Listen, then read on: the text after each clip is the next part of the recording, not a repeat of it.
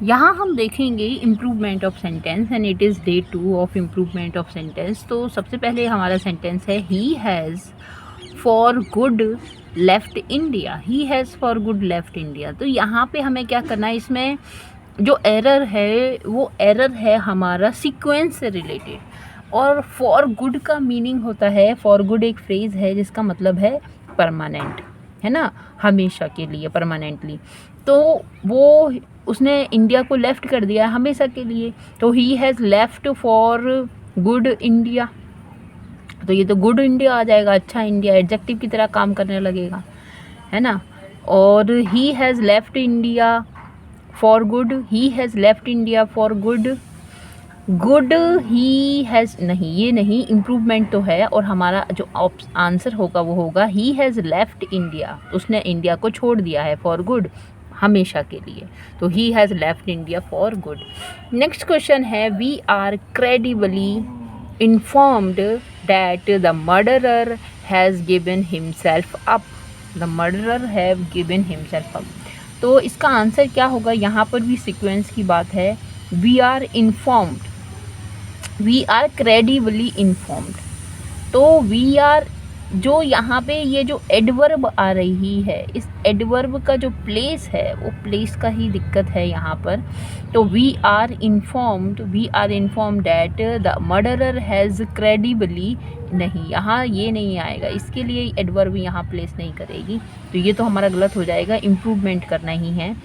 We are informed that the murderer has given credibly himself up, नहीं, we are informed that credibly, we are informed, नहीं नहीं नहीं, ये नहीं है, we, एक minute, we are informed that credibly the murderer, इसके बाद डेट के बाद एक सेंटेंस की शुरुआत होगी, ये नहीं होगा। we are informed that the murderer has given credibly himself up, या we are informed, we are credibly informed. हाँ सॉरी, ये तो तीनों ही ये गलत हैं, जबकि इसमें क्या है, नो इम्प्रूवमेंट है। जैसे कि सपोज़ ये जो हमारा एडवर्ब ऑफ प्लेस है, एडवर्ब प्लेस ये वर्ब और जो हेल्पिंग वर्ब है इसके बीच में ही यहाँ पर आएगा। जैसे एक क्वेश्चन समझ लो, he hardly left the place, मुश्किल से वो प्लेस छोड़ पाया, ही हार्डली लेफ्ट। तो वर्ब है लेफ्ट और उससे पहले आ रहा है हार्डली, है ना, तो ये एडवर्ब है। तो इसी तरह से इसका प्लेस आएगा, ठीक है। तो ये इसका प्लेस वर्ब और मेन वर्ब, इस वर्ब, हेल्पिंग वर्ब और मेन वर्ब के बीच में यहाँ पे प्लेस किया गया है, जो कि सही है। बाकी यहाँ और ये जो है सेंस इसका नहीं बनता। नेक्स्ट है हमारा question, we generally select one of the most intelligent student of the schools. तो ये इजी क्वेश्चन है और इसे देखते ही हमें क्या करना है, समझना है कि बात है one of the most intelligent students of the school. तो वन ऑफ के बाद हमेशा, जो जिसकी बात की जाएगी, जो नाउन आएगा वो प्लूरल आएगा। तो वन ऑफ, क्योंकि बहुत सारे में से एक, मान लो 5 यहाँ पे चॉकलेट हैं और वो भी अलग अलग तरह की हैं, तो मैं कहूँ वन ऑफ द चॉकलेट, कि इनमें से एक chocolate is my favourite, one of the chocolates. और देखो इसके साथ मुझे इज भी लगा रही हूँ, क्योंकि जो इज लगा है वो वन के लिए है, कि one of the chocolates is my favourite. उसी तरह से one of the most intelligent, अब यहाँ पे तो इसकी क्वालिटीज़ दिखा दी कि कैसा है, मोस्ट इंटेलिजेंट है, पर वन ऑफ द स्टूडेंट्स की बहुत सारे स्टूडेंट में से एक स्टूडेंट की बात की जा रही है, अवार्ड, हाँ। तो one of the most intelligent students of the school for this award, तो उसको सिलेक्ट किया जाता है। तो इसमें इम्प्रूवमेंट क्या होगा, जहाँ पे भी स्टूडेंट्स आ जाए। तो यहाँ पे स्टूडेंट्स है कि one of the most intelligent students of the school, one of the most intelligent students of the school. हाँ तो ये तो सही है। और नेक्स्ट क्या है, one of the intelligent most student, नहीं ये नहीं, इसका सीक्वेंस बिगाड़ दिया। One of the intelligent most student नहीं, तो हमारा जो आंसर है इम्प्रूवमेंट तो होगा, फर्स्ट आंसर है हमारा। ठीक है, नेक्स्ट है question, my friend lives in a near by street whose name I have forgotten. तो जिसका नाम मैं भूल गया, मेरा फ्रेंड जो रहता था पास की ही स्ट्रीट में, हुज नेम, जिसका नेम मैं भूल गया। अब यहाँ पे किसका नेम भूल गया, यहाँ स्ट्रीट का नेम भूल गया कि फ्रेंड का नेम भूल गया, किसका नेम भूल गया? तो क्योंकि ये स्ट्रीट के पास लिखा है ना, तो स्ट्रीट की बात है कि my friend lives in a near by street, तो क्या होगा, हुज नेम की जगह किसका आएगा? तो the name of which name, तो my friend lives in a street, the name of which, और उसका नाम आई हैव फॉरगॉटन। तो यहाँ पे स्ट्रीट का नाम भूलने की बात है। विच नेम, अब विच नेम, विच जो है किसके लिए आएगा? यहाँ पे तो विच का सेंस नहीं बन रहा है ना, विच ऐसे ही नहीं आ जाएगा, और तो ये तो नहीं है सही, ये वाला सही है। ऑफ विच नेम और इम्प्रूवमेंट तो इसे है, क्योंकि हुज जो है वो पर्सन के लिए आएगा, पर यहाँ पे फ्रेंड के नाम के लिए नहीं है। वो भूल गया है, गली का नाम भूल गया है कि माई फ्रेंड लिव्स रहता है इन अ नियर बाई स्ट्रीट, पास की ही स्ट्रीट में, जिसका नाम, अब ये फ्रेंड के लिए नहीं कह रहा कि जिसका नाम मैं भूल गया हूँ। अगर ऐसा होता तो वो फ्रेंड के पास में आएगा कि my friend whose name I have forgotten, है ना, पर यहाँ पे स्ट्रीट की बात है, तो the name of which, the street के लिए आएगा the name of which. Next है, he both won a medal and a scholarship. तो ही बोथ, तो ही तो एक ही व्यक्ति के लिए आएगा सिंगुलर के लिए, और प्लूरल दो हो जाएंगे तो दे आएगा। तो ऐसा हो सकता था, सही हो जाता अगर ही की जगह दे लगा होता। They both won a medal and a scholarship, तो इन दोनों ने कोई मेडल और कोई ये जीत लिया, पर ऐसा नहीं है। तो यहाँ पे जो बोथ का जो प्लेस है उसको हमें हटा के शिफ्ट करना होगा। तो क्या कि he won a medal and a scholarship, both नहीं, ऐसे भी नहीं, बोथ ही नहीं, बोथ ही कैसे आएगा, नहीं, ही वन बोथ, उसने जीता दोनों चीज को, क्या, एक मेडल को और एक स्कॉलरशिप को। तो this is correct answer. Next, a taller Sikh rushed forward than any of his comrades. तो a taller Sikh rushed forward, आगे की तरफ रस किया, दौड़ा, than any of his comrade, जो उसके साथी हैं उसके कंपैरिजन में ज़्यादा। तो अ सिख और इसके बाद comma, taller than any of his comrade rushed forward. ठीक है, अ सिख रस्ड फॉरवर्ड, पर उसके बाद में यहाँ पे डिस्कस कर दिया कि क्या, taller than any of his comrades, कि जो अपने कॉमरेड साथियों से कंपैरिजन में टॉलर था, लंबा था। नेक्स्ट ऑप्शन है हमारे पास, a Sikh rushed forward taller than any of his comrades. तो अ सिख रस्ड फॉरवर्ड, आगे बढ़ा, जो कि क्या था, taller than any of his comrade. तो यहाँ पे कॉमा लगाने की ज़रूरत नहीं है ना, और फिर ये सीक्वेंस सही है कि सब्जेक्ट उसके बाद हमारा verb. A Sikh rushed forward than any of his comrade taller, तो यहाँ टॉलर की क्या ज़रूरत है, इम्प्रूवमेंट तो है, तो हमारा ऑप्शन नंबर 2 सही हो जाएगा। नेक्स्ट है, an author in the reign of queen Anne who was famous lived in a cottage. तो यहाँ पर भी सेंटेंस को किस तरह से लिखा जाना है, इस पर बेस्ड है।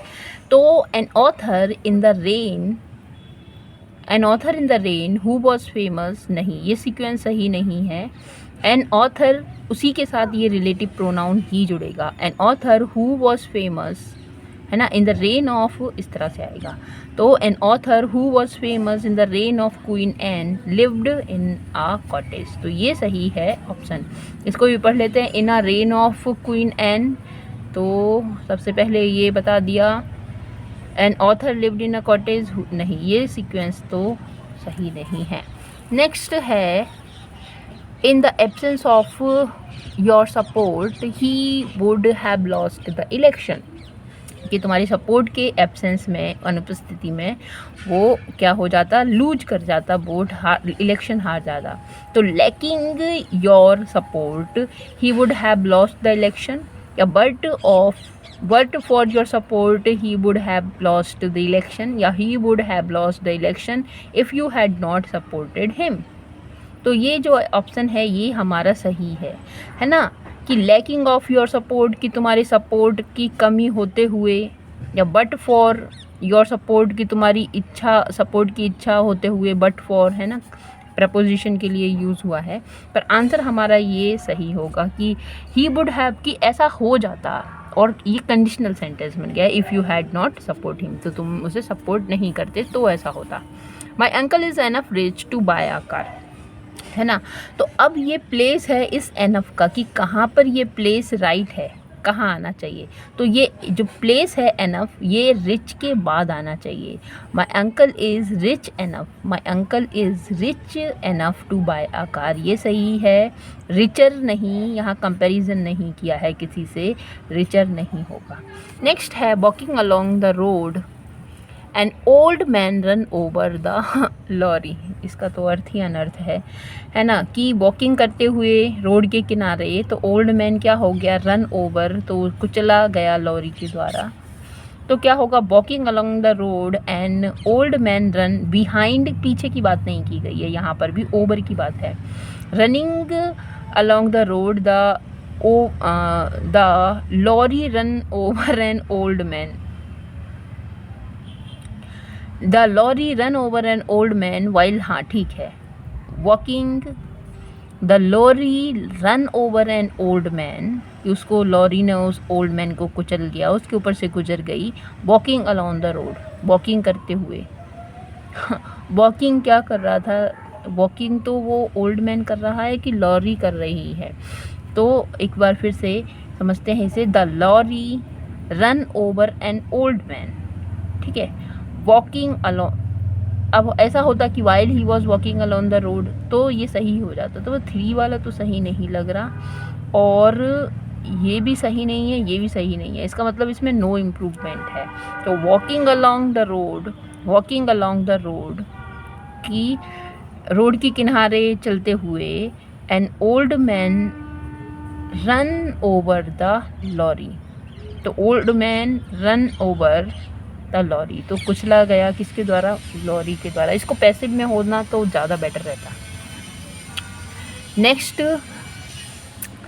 यहाँ पर जो आंसर है, आंसर इज़ आर, क्योंकि यहाँ तो ये वाला सेंस है ना, an old moon run over the lorry, तो लॉरी मतलब के ऊपर वो कुचल दी ओल्ड मैन ने, ऐसा तो नहीं हो सकता, है ना। कि तो ऑप्शन तो हमारा ये वाला थी होगा, और इसमें से तो अगर यहाँ while he was walking along the road, अगर ये होता तो ये और ज़्यादा बेटर हो जाता, पर हम इसे ही सही करेंगे, ऑप्शन में भी यही है। नेक्स्ट है, with these extra people you can work easily with this job, ठीक है। वर्क को हमें रिप्लेस करना है, डील, इम्प्रूव, कोप या नो इम्प्रूवमेंट। तो विद दीज एक्स्ट्रा पीपल, इन और एक्स्ट्रा लोगों के साथ, you can cope easily with this job, यहाँ पे अपना क्या कर लोगे, कोप विद, कोप विद, कि एक दूसरे के साथ क्या सामंजस्य बना के कोप विद, ठीक है। नेक्स्ट है, I visited my aunt just before a week, तो यहाँ पे ये जो क्वेश्चन है, इट इज़ फ्रॉम, ये इसके लिए है, देखो, अ वीक बिफोर या वीक अर्लियर या वीक अगो। तो आई विजिटेड माई आंट, है ना, कि देख चुका था, विजिट कर चुका था, है ना, कब, जस्ट बिफोर अ वीक। तो बिफोर नहीं, क्योंकि बिफोर जो आएगा वो पास्ट के लिए आएगा, पर पास्ट परफेक्ट के लिए अगो आएगा, है ना, क्योंकि वो जो वीक है वो और पहला वाला वीक है, उससे भी पहले, तो a week ago. Next our question is, foreigners often come across with serious difficulties in studying England, तो यहाँ पे रिप्लेस करना है हमें कम अक्रॉस विद। तो जो हमारा ये फ्रेज़ है कम अक्रॉस, तो इसके साथ हमें विद का यूज़ नहीं करना होता है, और तो इसमें यही आएगा कि कम अक्रॉस, इसमें आएगा, विद नहीं आएगा, हैव का कोई सेंस नहीं आएगा, आंसर है। इसको थोड़ा डिटेल में हम देखते हैं। यहाँ देखेंगे कि अक्रॉस का प्रयोग कई अर्थों में होता है। एक तो उस पार, on the opposite side of, कि he is waiting across the road, कि रोड के उस पार, है ना। और अक्रॉस का मतलब बोथ साइड के लिए भी, the tree fail across the railway line. और एक और ये हमारे मतलब का है कम अक्रॉस, तो कम अक्रॉस का मतलब होता है अचानक से मुलाकात होना। तो when I was going to cottage I suddenly come across my childhood friend. तो सडन, अच्छा एक और बात हमें याद रखनी है कि कम अक्रॉस के साथ सडनली भी यूज़ नहीं होता और कम अक्रॉस के साथ विद भी हम यूज़ नहीं करते। यहाँ देखिए कम अक्रॉस के साथ विद का प्रयोग नहीं होता है, तो इसको हम याद रखेंगे। इसीलिए जो हमारा आंसर है it is come across, it is come across. Next question, he work hard will succeed. तो हु विल वर्क हार्ड या who will be working hard या हु वर्क्स हार्ड। तो ही हु वर्क्स हार्ड है ना, तो ये एक phrase बन जाएगा, एडजेक्टिव फ्रेज। ही कौन, वह जो वर्क करेगा, वर्क्स हार्ड। तो हमारा option number 3 is correct. They were all astonished at the team's dramatic success in the competition। ये सारे ही अचंभित हो गए, ठीक है, सारे ही क्या हो गए, अचंभित हो गए।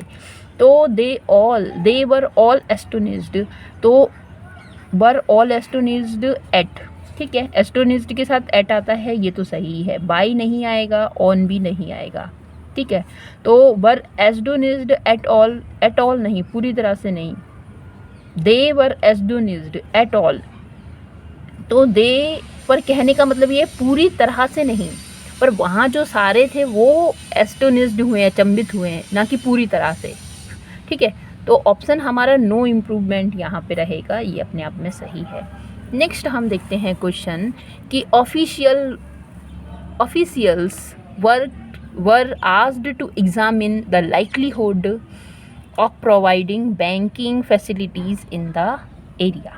तो क्या है, ऑफिशियल्स वर आस्क्ड, उनसे पूछा गया, टू एग्जामिन करने के लिए, likelihood of providing banking facilities in the area. तो यहाँ पे क्या है, तो बैंकिंग एरिया जो उस बैंकिंग एरिया में जो फैसिलिटीज़ है उसके प्रॉफिट पूछे गए, लाइक्लीहुड की जगह यहाँ पे प्रॉफिट आएगा। नेक्स्ट है the storage of fuel has obstacled interstating transportation. तो यहाँ पे जो शॉर्टेज है तो उसकी बात है कि फ्यूल की शॉर्टेज, तो फैसिलिटेट, हैम्पर्ड किया, बर्डन किया, नो इम्प्रूवमेंट। तो जो शॉर्टेज है तो फैसिलिटेट कहाँ से हो जाएगा, बर्डन तो बोझ नहीं होगा, पर हैम्पर्ड उसने अवरोध कर दिया ट्रांसपोर्टेशन को, है ना, हो नहीं पाया। Being a rainy day we had to abandon the match. अब देखिए ये वाला क्वेश्चन हम डिटेल के साथ फर्स्ट लेक्चर में भी डिस्कस कर चुके हैं और ना जाने इस तरह के क्वेश्चन कितने सारे आने वाले भी हैं, है ना। ये है हमारे evergreen question, this type of question called evergreen question, सदाबहार। जैसे सदाबहार क्या होता है कि हमेशा, कुछ सदाबहार गाने भी होते हैं, सदाबहार ये क्वेश्चन है ना। तो इनको याद रखें, तो इनसे तो हमारा बहुत सारा हमारा भला हो सकता है। कहने का मतलब कि बीइंग अ रेनी डे, कि रेनी डे होने के कारण we had to abandon the match हमने अबंडन करना पड़ा, छोड़ना पड़ा। पर यहाँ पे रेनी डे कौन थे, हम थे, तो यहाँ पे मिस रिलेटेड पार्टिसिपल की एरर है। अगर आपने फर्स्ट लेक्चर देखा है तो वहाँ मैं एग्जाम्पल के साथ समझा चुकी हूँ। तो यहाँ पे क्या आएगा, it being a rainy day, कि बारिश का दिन होने के कारण। अब ये जो सब्जेक्ट है इस पर नहीं जाएगा, सब्जेक्ट जो है इस पर नहीं जाएगा। It being a rainy day we had to abandon the match, rainy day होने के कारण हमें मैच को अबंडन करना पड़ा। हम देखते हैं इसका एग्जांपल भी यहाँ पर। देखिए कुछ वर्ब से रिलेटेड है कि being ill I could not come, तो बीमार होने के कारण मैं नहीं आ पाया। तो बीमार कौन था, आई ही बीमार था, तो ये सही है। Being a rainy day I could not कम, बारिश का दिन होने के कारण मैं नहीं आ पाया। तो बारिश का दिन कौन था, तो बारिश का दिन तो आई नहीं था ना, मैं नहीं था ना। मैं बारिश का दिन कैसे हो सकता हूँ, मैं कुछ और हो सकता हूँ कि being an honest man I could not, कुछ भी हो सकता है ना।